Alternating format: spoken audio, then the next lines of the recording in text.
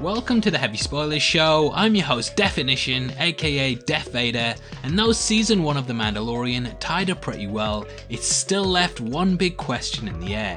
That is, who did the boots belong to at the end of episode 5? It's something that we still don't have concrete answers on, and throughout this video we're going to be breaking down the best fan theories and giving all of the evidence to support them.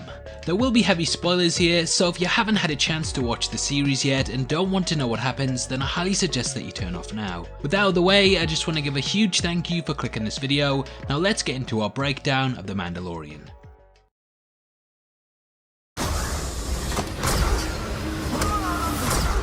Okay, so episode 5 of The Mandalorian centers around the titular character traveling to Tattooine after being hunted throughout the galaxy by a wealth of bounty hunters that all want to get their hands on Baby Yoda. Mando's ship was heavily damaged, and in order to fix it, he needed to find work. After teaming up with an ambitious mercenary named Toro, the two went on the hunt for a fugitive named Fennec Shand. Though they captured her, after realizing that his partner had one of the biggest bounties on his head in the galaxy, Toro double-crossed Mando and decided to kill Shand. Mando managed to save the day, and Baby Yoda, thank God, but the episode ended on a lingering shot of a mysterious character walking up to Shand's body to investigate it. It's something that as of yet we haven't had answers to in the show, and even in the light of confirmation from the series producers, there still exists a lot of speculation around it. So who do the crew say that it is? Well, they have stated that this is actually the first appearance of MOFF Gideon. This seems like the most likely option,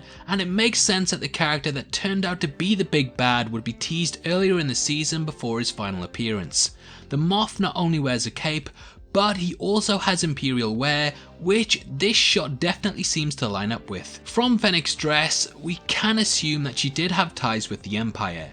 The dark black armour is a key characteristic of many high-ranking members of the Imperial forces, and Gideon himself rolls with death troopers that all wear a similar attire. It is possible that Fennec was part of his unit, and after she went rogue, she fled to Tattooine. The Moff would have enough money to put a bounty on her head, and it is likely that he would be tracking her too, so yeah, it does make sense that he would finally catch up to her after she was killed. Neither Toro or Mando took her in, so the character travelling to her last known location does fit in with his MO, especially because we know he likes to tackle problems head on. So it does all seem pretty clear cut. The crew confirm it, the character going after her makes a lot of sense, and he's dressed very similar. However, there's still a large part of the internet community that believes it is someone else, a Star Wars giant that will be making their long-awaited return in the second season of the show. What if it isn't the Moff, and we've already seen the Skywalker Saga character, and he has a lot of ties with the Mandalorian? Well, one of the big theories going around is that the boots actually belong to Boba Fett. This is getting a lot of publicity due to the fact that the spur sounds are very similar to the ones that we heard during a pivotal scene in The Empire Strikes Back. I'm going to play the clips twice so you can decide for yourself, but you can definitely hear why people believe that this could be the galaxy's most famous bounty hunter.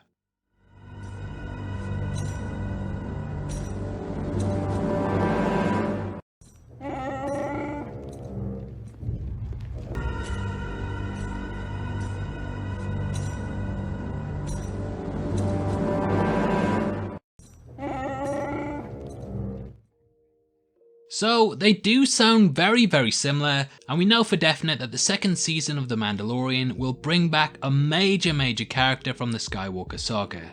This has been widely publicised in mainstream media, and though it could be wishful thinking, it is what fans seem to want.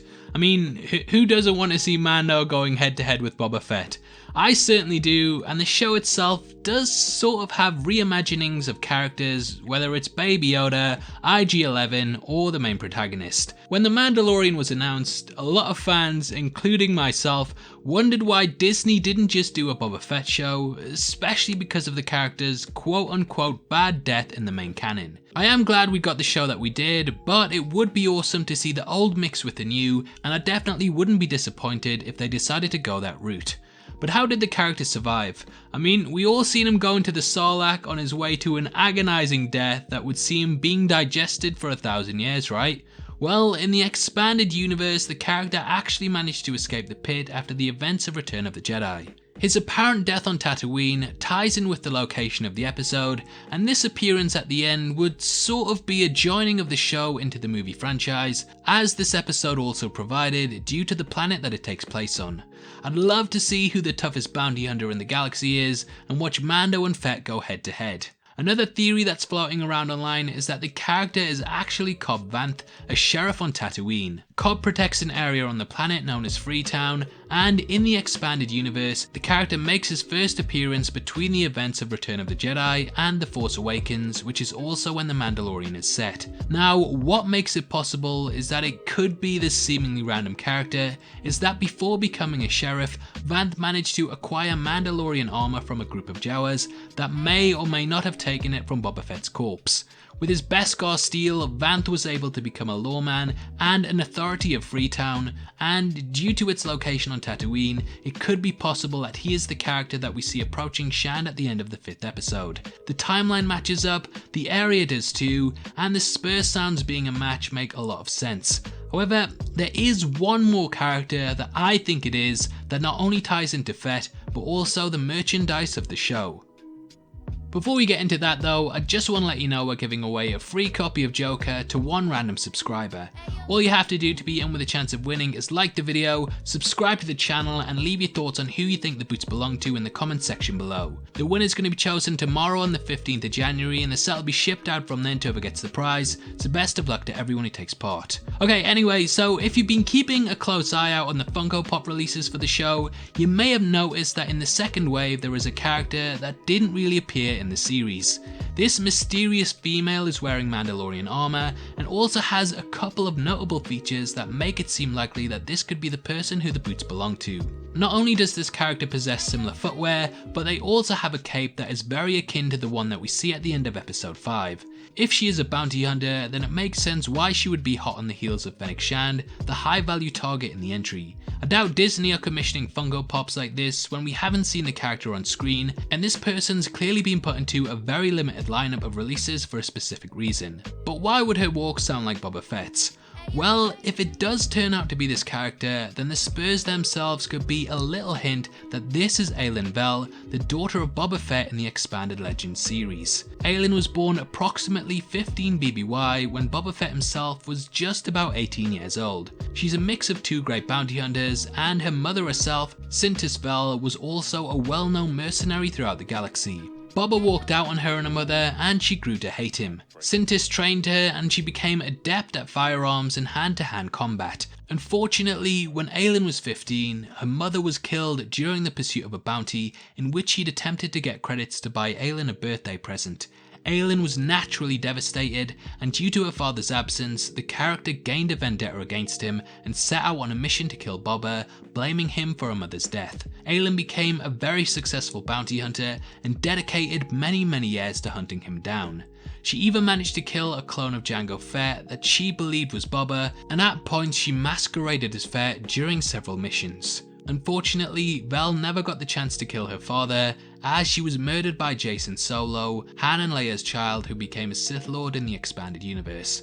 However, now that all of that has been wiped, it is possible for Disney to go in a new direction and bring the character back. The cape and boots seem similar too, and with this character being added to the lineup of merchandise, I definitely think that it's possible that this could be revealed to be the owner of the mysterious boots. These boots are made for walking, and that's just what they'll do. One of these days these boots are gonna show up in season 2. Sorry, that was absolutely atrocious, dear me. Now, obviously, I'd love to hear your thoughts on the theories and who you think the boots belong to. Comment below and let me know, and if you enjoyed this video then please give it a thumbs up and make sure you check out our breakdown of how Morbius connects to the MCU. We go over all of the ins and outs of how the universes are going to tie together in front of the camera and behind the scenes, so it's definitely worth checking out if you want to know more. You can support the show by subscribing to us on Patreon, and if you want to come chat to us after the video, you can join our Discord server in the description below, or follow us on Twitter at DefinitionYT. That's the best way to keep up to date with everything we do at Heavy Spoilers, and hopefully we see you over there very soon. This is a channel for people who are never missing television, so if that's the kind of thing you like, you need to subscribe to Definition. Thanks again for taking the time to watch this, you've been the best, and I'll see you next time. Take care, peace.